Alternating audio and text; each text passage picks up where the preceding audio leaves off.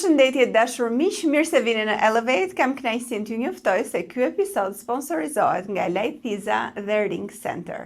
Ky episod shfaqet pikërisht në ditën e Bajramit dhe kush më mirë mund të ishte e ftuara ime sot sesa Eralda Mazreku. Eralda Mazreku është një sipërmarrëse, një grua e mbuluar në moshën 18 vjeçare, nën e 3 fëmijëve, me pasione jo të zakonta, si për shembull motorët dhe hipizmi, që ka mbaruar gjuhët huaja, që shkruan skenare dhe madje është edhe duke botuar një libër së shpejti, dhe ne do të flasim pak për fen, për mbulesën e saj, për gjithë historinë e saj si një grua e mbuluar. Përshëndetje, Eralda. Të falenderoj së tepër, më ishte kënaqësi të përshëndes. Unë të bëra një prezantim dhe në fakt të gjitha këto arritje të tuat më kanë impresionuar, sepse nuk është e zakont, paktën në dielin time dhe në njohjet që unë kam të grave të mbuluara që të kenë kaq shumë arritje. Faleminderit. A është kjo e veçantë edhe në rrethin tënd apo jo? Unë realisht nuk do të doja ta cilësoja të tillë. Çështje modestie, çështje le të themi rrethi që duam gjithkohës të jemi të barabartë, patjetër, midis njëra tjetrës, por mund ta cilësoj se mund të jetë edhe fat. Fat disi më tepër që unë kam pasur për të shprehur diku, për ta shpalosur diku, një mundësi më tepër, një dorë e ngrohtë që më është ofruar më tepër, kështu që le ta cilësojmë edhe si fat përveç të tjerave. Okej, Eralda, ti je një vajzë tiranase, e rritur këtu, dhe që nuk je rritur në një familje muslimane praktikante, apo jo? Jo që në fillesat e saj. Okej, atëherë si ka qenë fëmijëria jote? Si çdo familje tiranase, në fillimet e veta, ishin besimtar familjarisht, por jo praktikant. Një familjar i yni dëshironte shpesh edhe i thyer në moshë, dëshironte shpesh të vinte të më merrte dhe të më çonte në xhami. I madh duke mos dashur normalisht edhe për shkak të marrëdhënieve të ngushta familjare, për shkak të moshës, duke mos dashur që ti prishte qefin deri diku, e toleronte si gjë, pashka se nuk i duhej as diçka që ndrejshte punë dhe as diçka që prishte punë. Në çfarë moshe bëhet fjalë? Po mund të kem qenë diçka rreth 6-7 vjeç. Po pse? A është kjo e zakontë që fëmijët familjarët i marrin dhe ti çojnë në xhami apo ishte Jo, absolutisht, por nëse ishte kërkesë e këtij personi, por nëse shohim domethënë këto moshat e thyera që gjithmonë deri diku kanë atë dëshirën e mirë, në çfarëdo lloj aspekti, në çfarëdo lloj fushë, për të mësuar diçka ekstra, diçka më tepër që atyre i duket shumë më e mirë, pse jo? Sa shpesh shkoje ti në xhami? Vetëm ditët vetë premte. Ditëve të xhumat që bëhet edhe falja e namazit të xhumas. Një herë në javë. Pra, praktikisht më kombinonte shumë mirë dhe me orarin e shkollës, sepse atëherë në fillore mbaronte shkolla shumë më herët dhe ishte ky orari i drekës që unë isha edhe e lirë. Okej, po prindrit ishin okej me këtë ritual që ishin shumë okej, për aq kohë sa unë isha e vogël dhe le të themi nuk mund të më injektohej diçka pa dashur, nuk e shihnin një problematik apo nuk e shihnin as diçka që sjell mirë, shihnin në mënyrë neutrale, hajde dhe mos ti prishim qefin edhe familjarit tonë dhe le ta tolerojmë le të shkoj. Festohej Bajrami në familjen tuaj? Patjetër festohej. Sepse familje tiranëse, por jo praktikante, por normalisht të gjithë besimtarë. Okej, po agjërohej? Edhe agjërohej. Po deri atëherë kishte mbetur edhe si traditë, domethënë si në çdo familje tjetër. Ne edhe në ditët e sotme kemi shumë familje që nuk janë praktikantë të rregullt, nuk falin vaktet e namazit e tjerë, por agjërimin e kanë një herë në vit, e kanë si rutinë të tyre. Pra prindrit e tu agjëronin. Që kur e mban mend ti që ishe vogël. Ke vëllezër dhe motra? Jo, nuk kam as vëlla as motra. Domethënë ti je vajzë vetme. Dakor. Dhe duke vazhduar këtë ritual, si e mban mend që fillove ta adoptosh tamam fen islame? Ideja shndron këtu kur një fëmijë ndihet i mirëpritur, ndihet i dashur, ndjehet shumë në brëndësi të gjës që po bëhet, patjetër që kërkon vetë që ta vazhdoj në vazhdimsi. Mbas rreth 2-3 vitesh kam përshtypjen, mbas kësaj situate që ishin fillesat e mia të para, ky familjar joni ndron jetë dhe aty ishte le të themi edhe një pauzë shumë e vogël që unë u shkputa sepse nuk kishte më dikush që mund të më merrte Të dhe të mund merrte, të më po. çonte tek xhamia, pa çka se xhamia ishte fiks përballë shtëpisë, po normalisht kishte nevojë për dikë shoqërues. Që nga ai moment fillova të kërkoja këtë gjë nga prindrit e mi, sepse ishte tashmë ishte bërë si rutinë. E ndjeve Po, dëshirën. patjetër, Okej. më ishte bërë si rutinë dhe në kohën kur ky familjari joni ishte në jetë dhe mund të mungonte për X arsye, qoftë shëndetësore, qoftë punë etj, e ndjeja atë mungesën e ditës premte. Domethënë ishte diçka që duhet ta kryeja, si gjë duhet të shkoja. Pra, më shumë si detyrë se duhet ta kryeja, apo t'jepte një lloj qetësie ose gëzimi ajo Jo, patjetër vajtja që në jepte xhami. atë qetësinë dhe gëzimin, sepse që fëmijë që e vogël dhe në vazhdimsi më pas, asnjëherë nuk kam pranuar diçka që duhet ta bëj sepse është detyrë. Okej. Gjithmonë kam dashur atë të bëj atë që realisht më jep kënaqësi. Dhe patjetër që siç të thash, aty ku ndihesha e mirëpritur dhe e ftuar, pse jo? A kishe ti bashkëmoshatare që vinin? Po, kishte fëmijë të tjerë, patjetër, kishte fëmijë të tjerë Okej. që bashkoheshin aty, dëgjonin ligjëratat me aq durim sa mund të ketë një fëmijë, domethënë me aq sa mund të përthithi një fëmijë dhe normalisht kishte dashamirësinë nga të gjithë, qoftë edhe lojra të vogla për të bërë me njëri tjetrin, patjetër. Tani, duke u rritur edhe duke u futur pastaj në adoleshencë, fillove të thellohesh më shumë për sa i përket fesë apo qëndrove në interesa të tjera?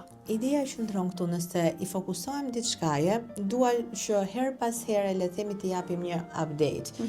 Të shohim se çfarë ka diçka më tepër, të lexojmë më tepër. Qoftë kjo edhe jo në interes për ta zbatuar, por qoftë thjesht çështje kulture. Ama nëse kemi të bëjmë me Islamin pastaj, çdo lexim dhe çdo varg që ne lexojmë më tepër, patjetër që kthehet në atë dëshirën për të praktikuar. Okej.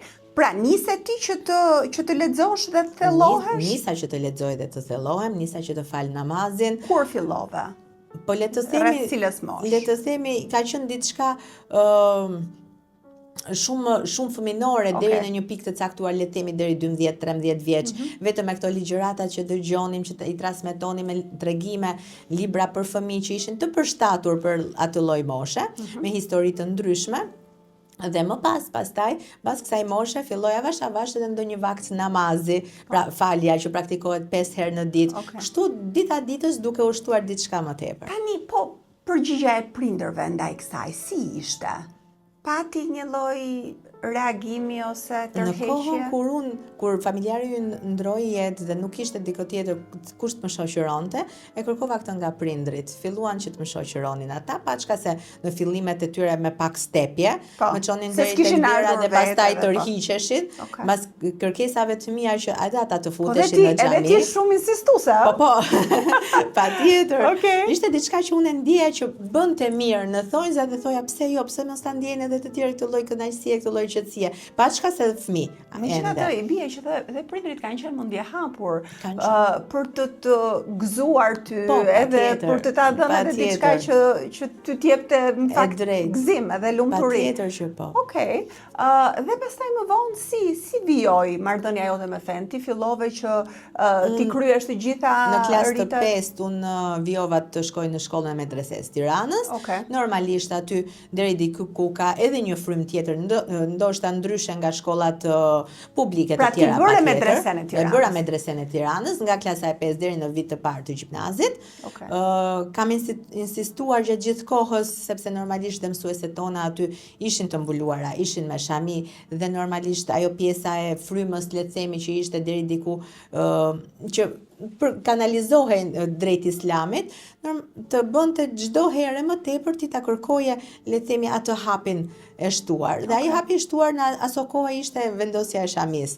Nuk ma lejuan prindrit e mi, sepse praktikisht isha shumë e vogël të mosh.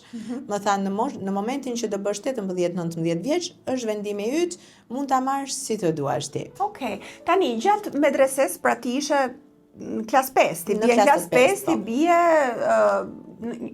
11 vjeç? Diçka ti, plus minus. Pra, krahas lëndëve të zakonshme ju mësonit edhe lëndët e besimit, le të themi. E besimit.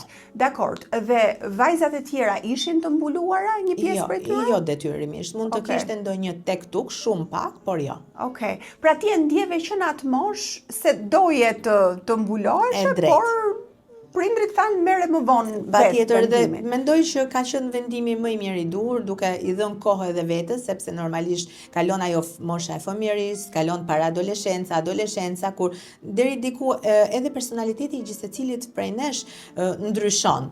Kështu që them që ishte gjëja më e mirë që unë nuk u mbulova në atë kohë, shijova edhe fëmijërinë ashtu siç normalisht një fëmijë duhet ta shijoj, edhe pjesën e adoleshencës dhe para adoleshencës, dhe ky vendim u mor në një moment që unë isha mjaftueshëm e pjekur për të marrë vendime të tilla që realisht duhet të jenë le të themi shumë të sigurta në atë çka bëjmë, sepse nuk është mirë që kemi ato më dyshjet tona dhe në fund të ditës nuk është lojë gjitha kjo. Tani ti besoj e kishe provuar dhe më parë. Patjetër, që po çdo ditë premte pra, që fëmijë. Po, dhe kur vendose mbas moshës 18 vjeç ka qenë. Në ditën e parë të fakultetit jam mbuluar. Dita e parë e fakultetit.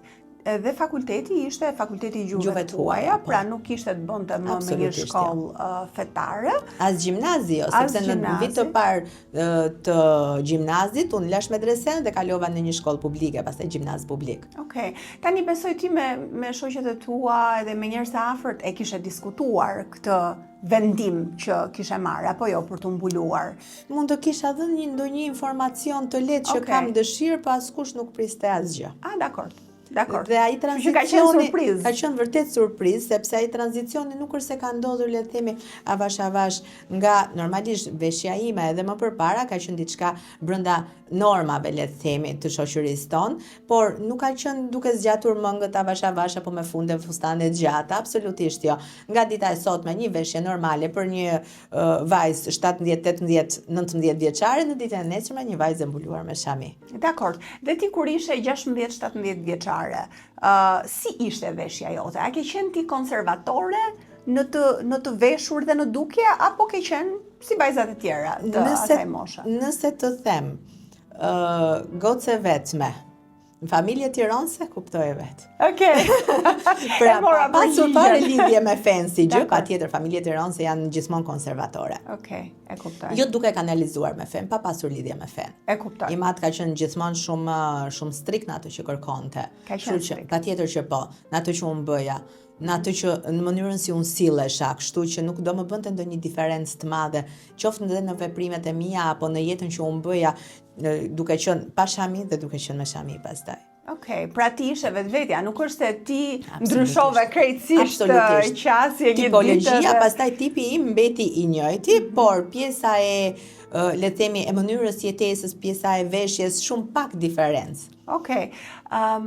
Si u ndjeva atë ditën e parë që e vure shami? Nuk e di, e mban mend. Patjetër mban mend edhe se cila veshje ishte etj.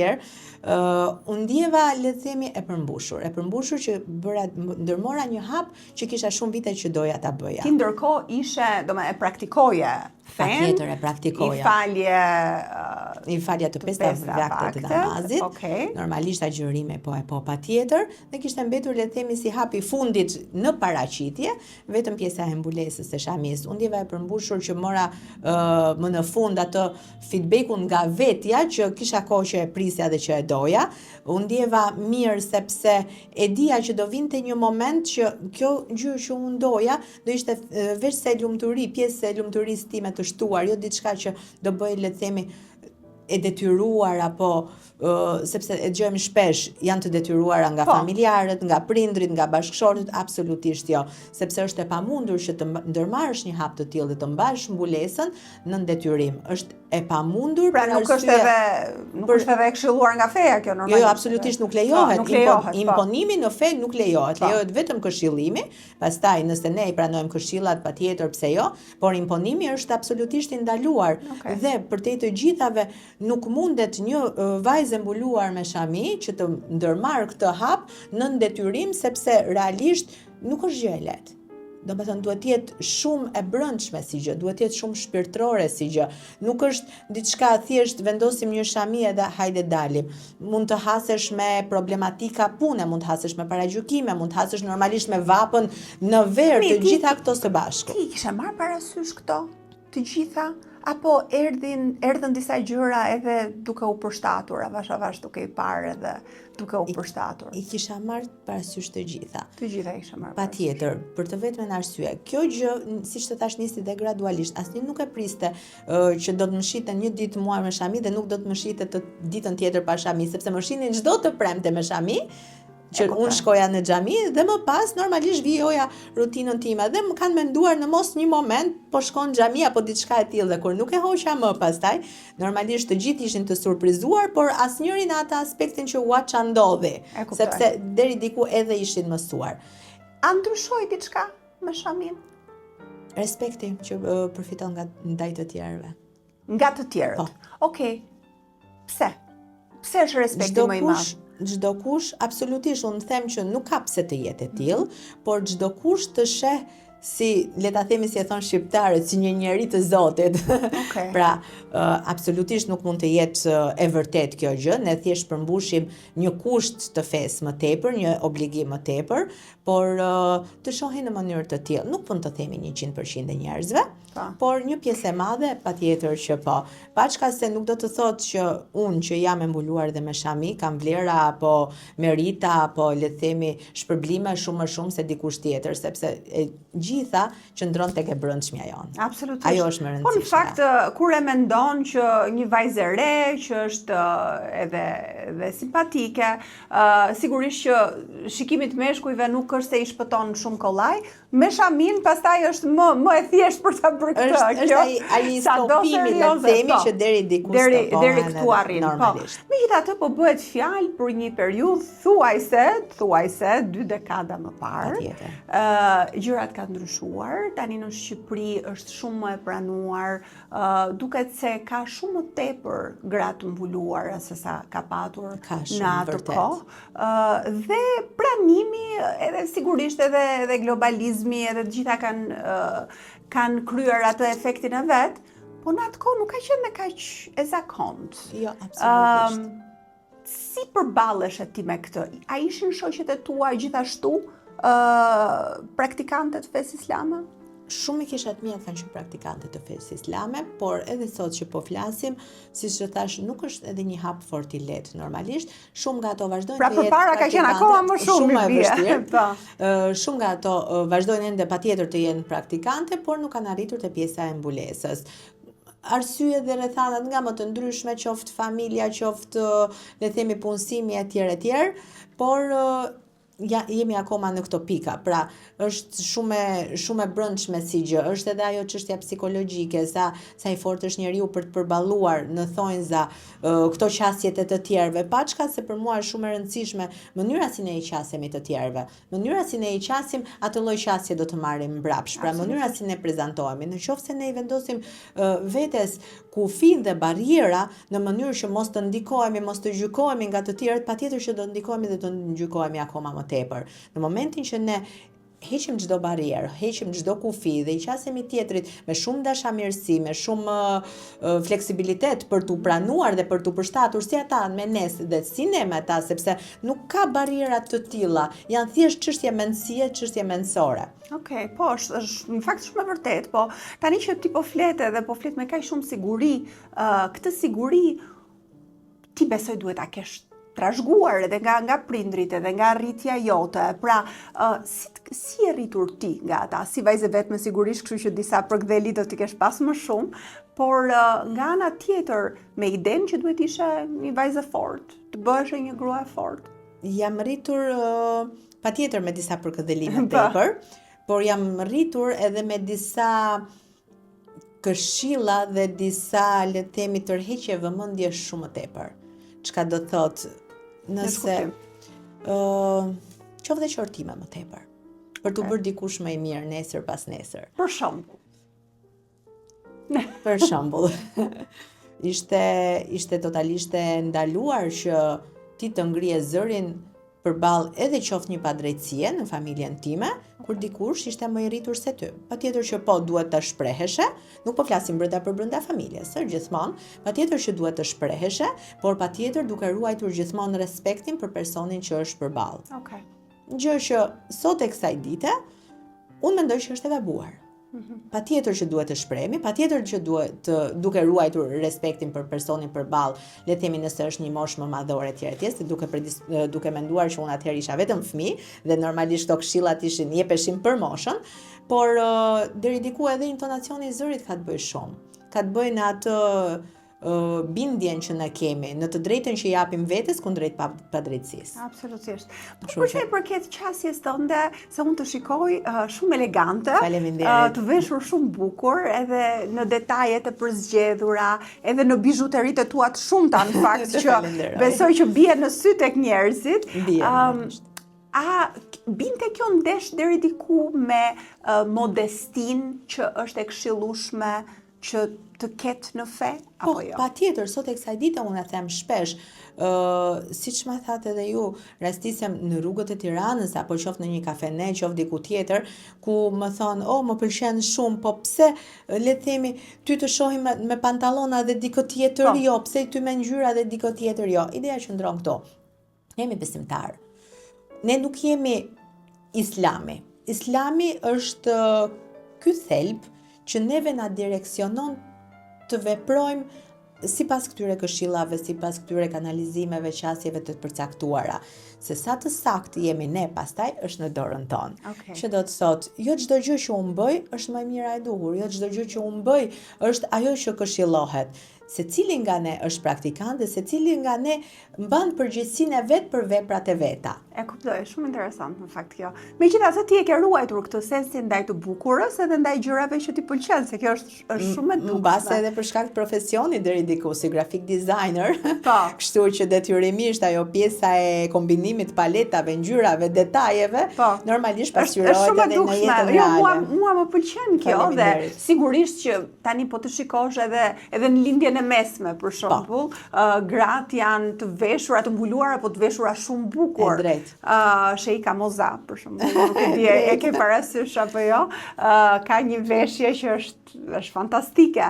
Dhe mua më pëlqen kjo dhe jep një model që është interesant në fakt. Unë jam e bindur që edhe ato vajza dhe gratë të tjera që ta shohin këtë emision, do të frymëzohen nga ty. Të gjitha për gjithë këtë forcë dhe të gjithë këtë elokuencë që ti transmeton edhe në bisedë. Por sigurisht praktikimi i fes edhe mbulesa, ty pastaj nuk të limitoj edhe në ëndrat e tjera që ti ke patur, edhe që ke ndjekur, edhe që ti ke vazhduar ta zhvillosh veten tënde. Patjetër që po. Pra ti shkruan, ke shkruar, ke mësuar, nuk e di ke qenë nxënëse e mirë apo jo? Kam qenë nxënëse mesatare. Dakord. E mirë në lëndët shoqërore dhe jo aq në lëndët shkencore, si edhe sot që më duhet ajo makina llogaricën punën time se s'bën. Okej.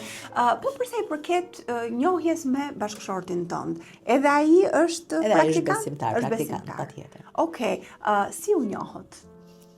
Pikërisht aty ku ka filluar gjithçka, tek xhamia e rrugës Kavajës, ku unë shkoja çdo ditë premte, aty jemi parë edhe për herë të parë. Po në trotuarin e mesëm të asaj xhamie, çdo kush që shkon atje i di shumë mirë historitë atij trotuarit të mesëm, sepse ndodhin shumë histori të tilla, le të themi, patjetër që po. Dakor. 12 vite më parë. Okej.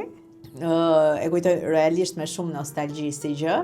Dhe aty ka qenë ai shkëmbimi i parë i shikimeve dhe pastaj pati një kalvar jo të shkurtër, por që sot jemi bashkë, shfal Zotit.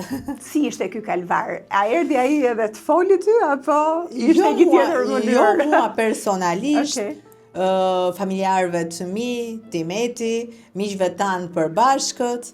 U desh jo pa kohë që unë të bindesha për këtë histori. Tani, më lejo edhe për shikuesit që nuk janë të gjithë besimtar, që e ndjekin këtë emision, për ta përcaktuar pak më shumë.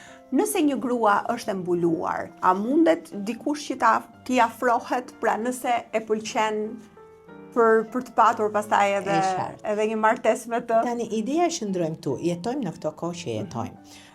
Është e pamundur që ne le të themi të kemi atë distancimin total, për arsye të ndryshme, të punës, të rrethit ku jetojmë, të rrethit ku zhvillojmë aktivitetet tona, qoftë edhe jashtë pune etj. Por gjithmonë duhet pasur parasysh, duhet qëllimi pra njetit të jetë i pastër. Çka do të thotë? Patjetër që mund t'i afrohet dikush për të pasur një komunikim shumë të vogël, për t'i shprehur qoftë edhe le të themi pëlqimin, por normalisht kjo duhet të jetë gjë e vënë në dieni edhe nga rrethi, sidomos nga familja. Pra përpara se sa t'i afrohet vajzës. Përpara, kjo është gjëja e saktë dhe e duhur. Okay. Por nuk mund të themi që ndodh gjithmonë. Domethënë të bëjmë në skenaret që ndodh gjithmonë kështu, absolutisht, siç të thash, çdo njëri nga ne është praktikant, është besimtar dhe mban përgjegjësi për veprat e veta. Pra, deri diku ne edhe i tolerojmë vetes diçka që mbase nuk është e lejuar.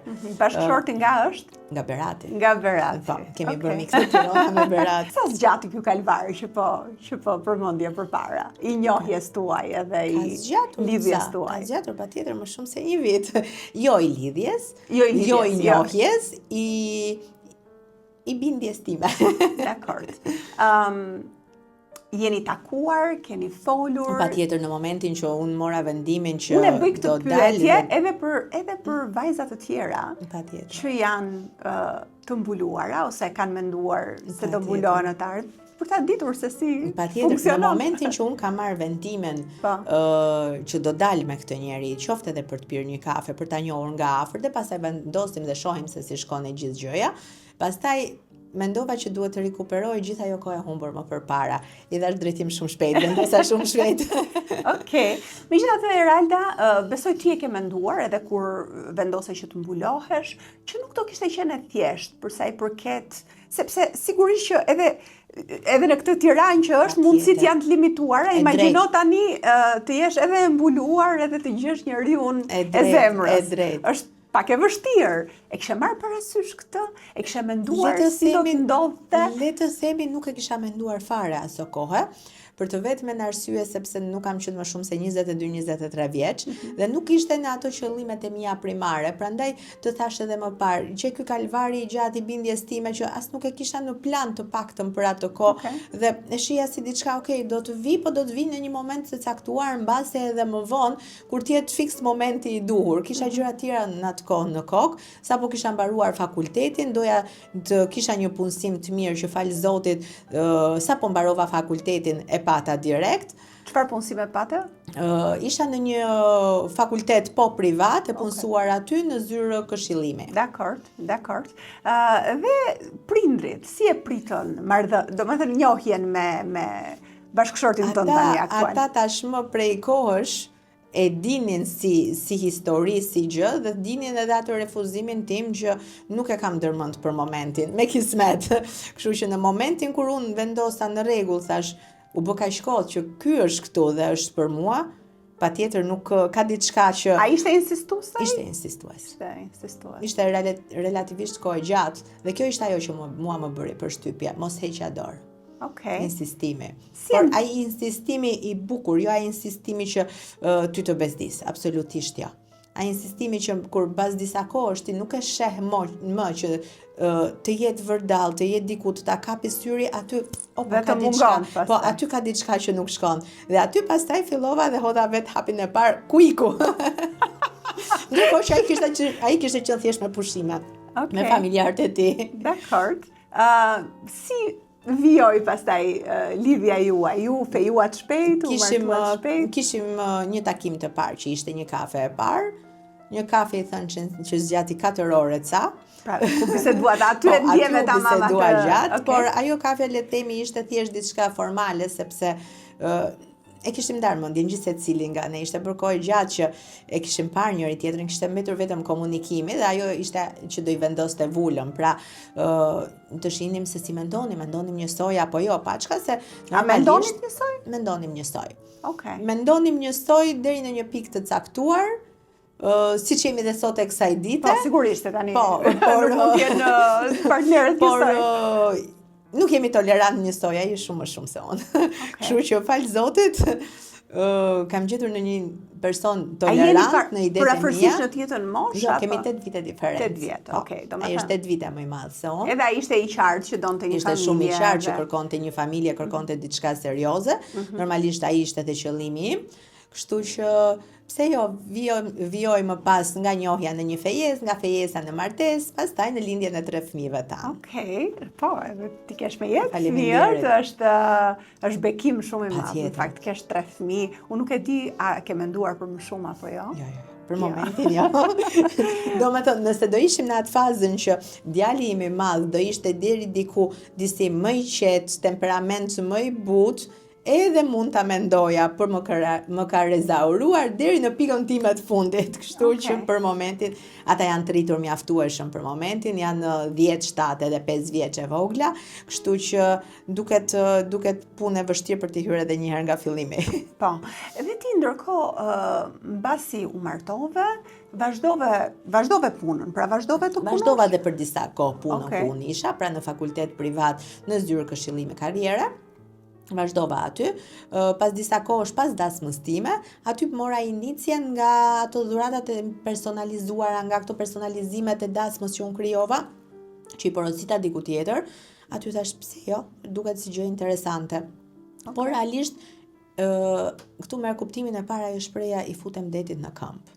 Pra, ti po flet këtu Sepse- për krijimin e biznesit tënd, apo Për jo? krijimin e biznesit. Okej, që është një studio graphic Është design. një studio grafik dizajni, ku për te studios ku kompozohen, le të themi, grafikat e ndryshme, konceptohen elemente të ndryshëm, ka edhe fabrikën e prodhimit. Okej. Aso kohë ishte vetëm studioja e grafik dizajnit, vështirë për ta quajtur dhe të tillë, por dëshira për ta krijuar të tillë e quajtëm që Tani në fillesa. nuk ishe ngelur shtatzan akoma, apo jo? Apo Isha shtatzan. ishe shtatzan. Tani Pra, që e kujtoj, isha shtatzan. do me thënë paralelisht ti ngritë biznesin dhe bëre dhe Bebin e parë, po. Okej. A ke pasur dilem për sa i përket kësaj?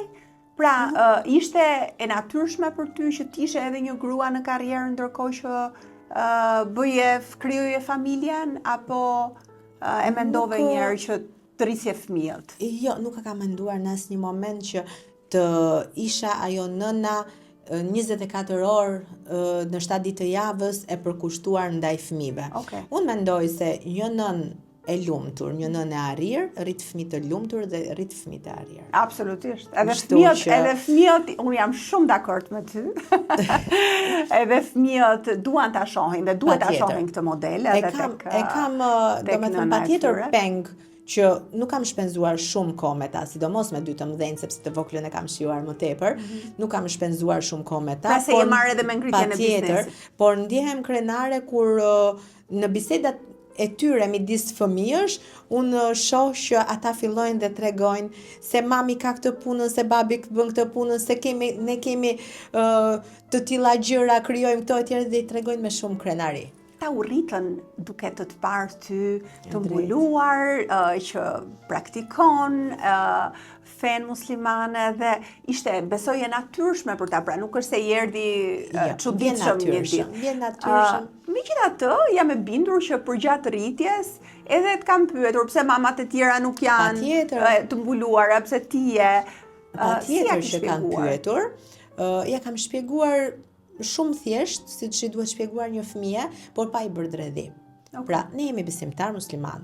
Të tjerët mbase nuk janë besimtar muslimani, përkatësi një fe tjetër.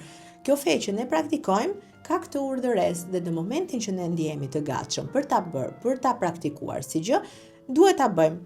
Okej. Dhe e kam pranuar fare mirë si gjë. Pastaj kemi arritur në pikën që mund të jem bërë gati, le të themi, për të dalë dhe mund të kem thënë shpejt se do dalim tani, por kam qenë pa shamin. Normalisht që do ishte pjesë e mëvonshme që unë do vendosja shamin dhe nga pyetja pse je me shami, kemi arritur në pikën, po ku do shkosh ti kështu se je pa shami? Ashtu, domethënë janë mësuar, janë mësuar. tashmë me këtë. Nuk ka qenë e nevojshme as kur falim namazet në shtëpi që ti themi, hajde bashko me ne për t'u falur. Domethënë vjen dhe bashkohen vet. Pra e shohin, ju imitojnë ju, sigurisht, se Po sepse ne sado që të flasim me fjalë përkundrejt fëmijës, atë që fëmia praktikon në shembulli që ne japim.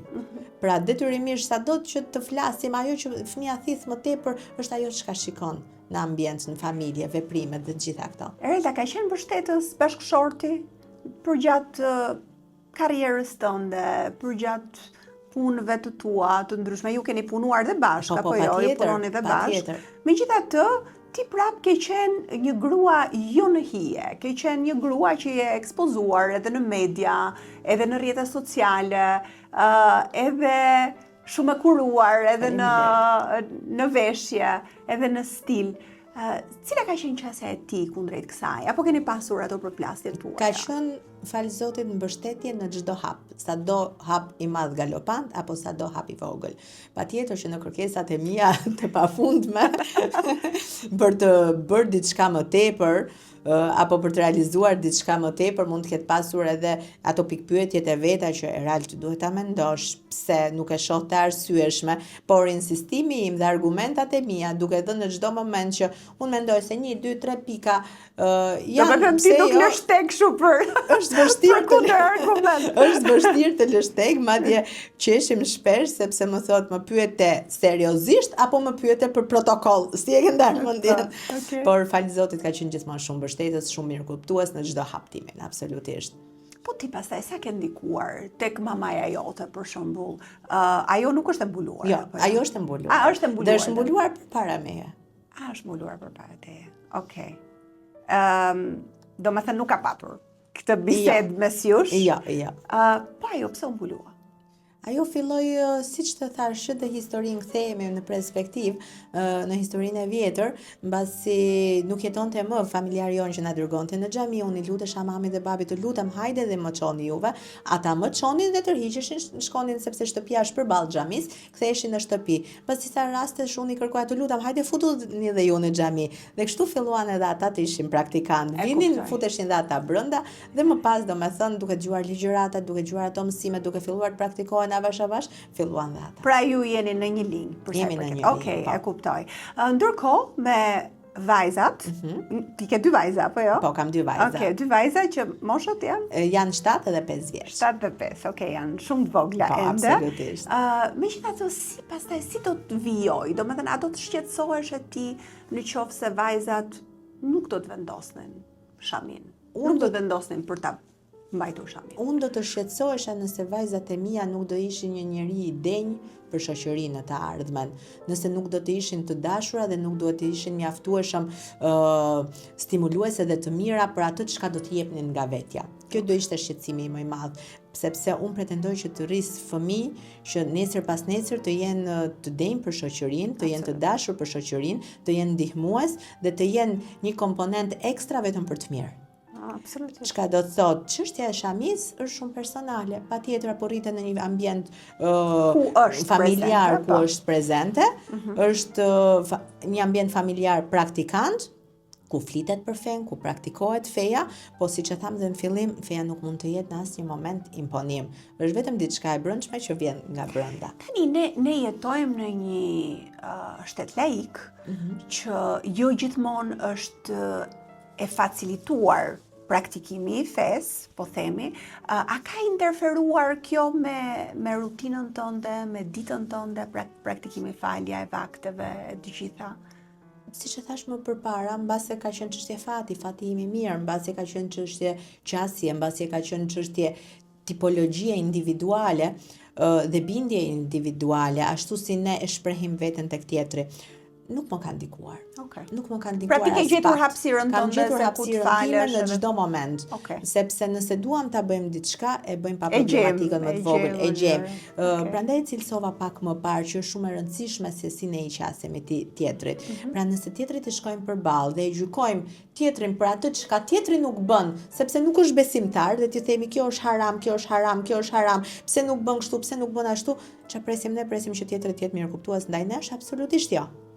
Nëse ne i qasemi tjetrit me mirësinë, qoftë edhe për një këshill, qoftë edhe pa folur fare, thjesht me prezencën tonë, çdo kush bëhet kthehet në në atë pjesën që bëhet i interesuar, bën vetë një pyetje më tepër dhe ne t'i përgjigjemi atyre pyetjeve pa qenë imponues tek tjetri, patjetër pastaj që na lë hapësirën edhe mirëkuptimit. Tjetri është shumë më mirëkuptues, është shumë më i afrueshëm dhe ka atë pozitivitetin për t'u afruar. Nuk ka më atë qasjen prit stop se po më cënon mua, po cënon jetën time, sepse realisht nuk duhet të jetë kështu.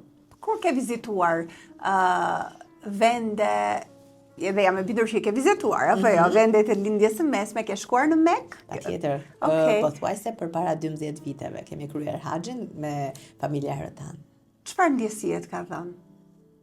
Mund të shprehem pafund, mund të flas shumë, por është e pamundur për të shprehur realisht ndjesinë që merr. Është ndjesia e paqes, e qetësisë, e forcës në të njëjtën kohë, e triumfit, e arritjes së gjithçkaje që në momentin e parë që shkel në atë vend dhe sidomos në momentin që sheh qapet. Është e pamundur për ta shpjeguar me fjalë. Është shumë e brendshme si gjë, ndjehet më tepër, jetohet se sa mund shpjegohet. Ke menduar të rikthehesh? Patjetër që po. Bashkë me fëmijët. Do ishte shumë mirë bashkë me fëmijët, thjesht kam pritur një moment që ata edhe të jenë më të rritur, sepse normalisht ritualet që kryhen atje nuk janë të lehta, dhe sidomos për fëmijët, sepse kam shumë të rëndësishme këtë pjesën e rutinës së tyre që mos ta prishim normalisht. Okej. Atë kanë parë gratë e tjera muslimane të mbuluara si model ty për të gjitha këto gjërat që ti ke bërë, por mbi të gjitha për vetë sigurinë që ti rrezaton.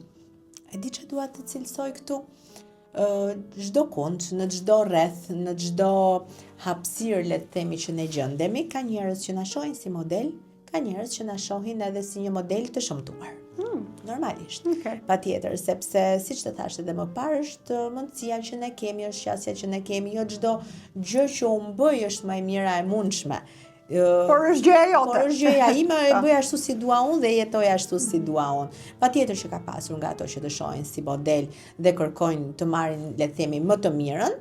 Patjetër që ka pasur nga ato që të shohin që të gjykojnë, të gjykojnë, patjetër dhe thonë deri këtu, deri në këto pikë nuk mund t'ja lejojmë vetes 1, 2, 3 gjëra, sepse siç të thash është mënyra si ne rritemi, mënyra si ne edukohemi, vendi është shumë i rëndësishëm, hapësira ku ne jetojmë. Domethënë ka të bëjë shumë edhe vendet gjeografike, le ta themi kështu, ku jetojmë apo ku rritemi, sepse po të shohim jo vetëm nga besimtarët musliman, por edhe nga populli i thjesht ka mundësi të ndryshme, le të themi zona veriore, zona jugore, zona e Shqipërisë mesme, pra kanë traditat e veta, secili kanë gjykimet e veta për njëri tjetrin, kështu që njëjtë funksionon edhe në rrethin tonë.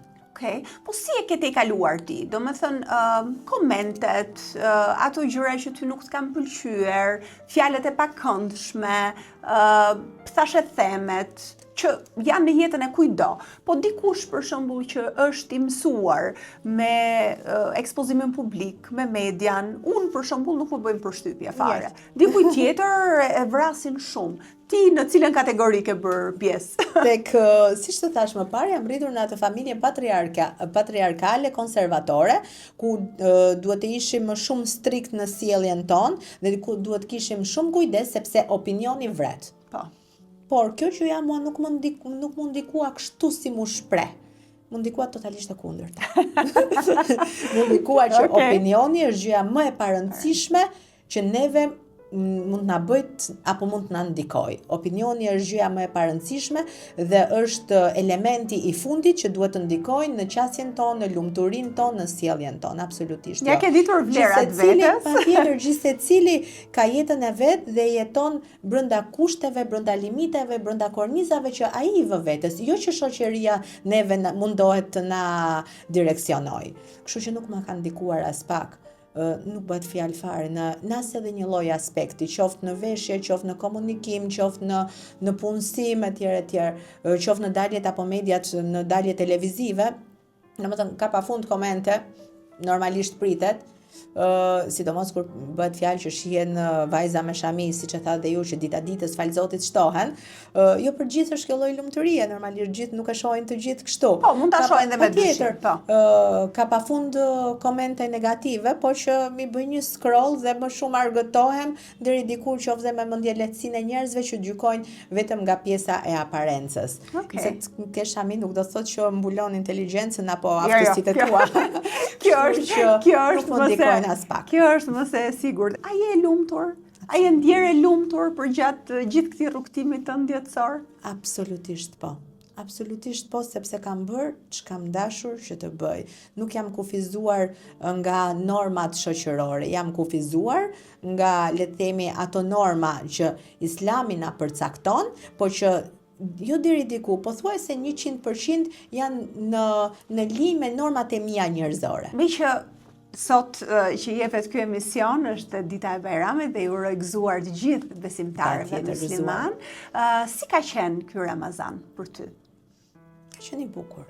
Ka qenë si çdo Ramazan tjetër, le të themi që ajo ndjesia e brendshme, ndjesia shpirtërore është ajo që sundon mbi gjithçka, sepse domosdoshmërisht jemi njerëz në fund të ditës dhe secili nga ne është i gabueshëm, por në Ramazan zakonisht mundohemi që deri diku të frenojmë qoftë edhe gjuhën tonë për mos folur një fjalë që mund të jetë pak më tepër e rëndë për tjetrin.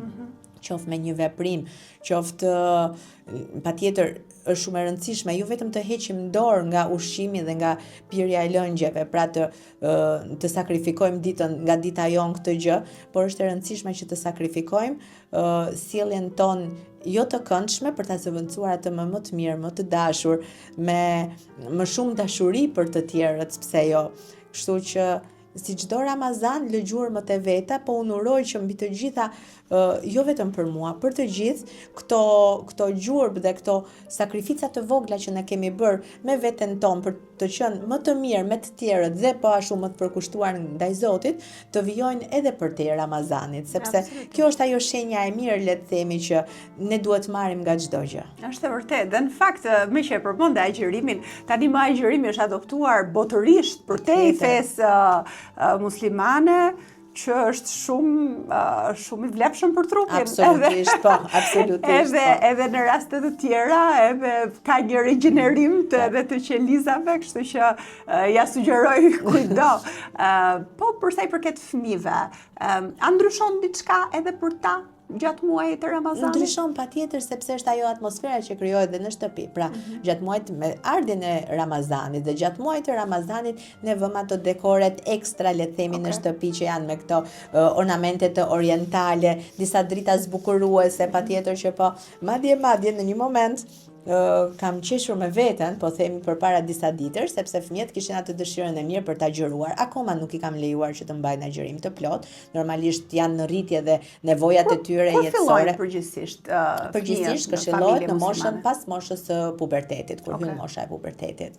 Dhe nuk i kam lejuar se janë ende të vegjël, por kanë patjetër dëshirën. E kam shumë primare dhe shumë të rëndësishme mirërritjen e tyre, atë regjimin qoftë gjumit, qoftë ushqimor etj, sepse janë një fazë ku normalisht kërkojnë energji.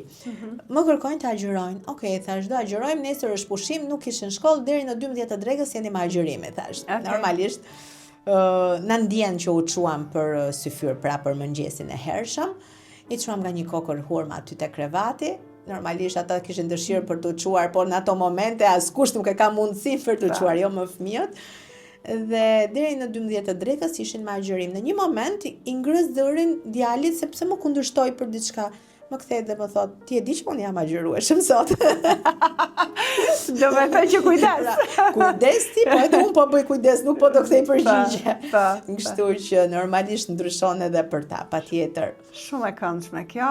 Ereda, të falenderoj shumë. Ishte kënaqësi. Për këtë bisedë shumë ndriçuese. Ishte edhe shumë e ngrohtë, faleminderit. Faleminderit, po shumë ndriçuese edhe për mua, për të parë ndoshta edhe një model tjetër, sepse nuk është se unë jam në fakt i përkas fesë krishtere, por që jo praktikante.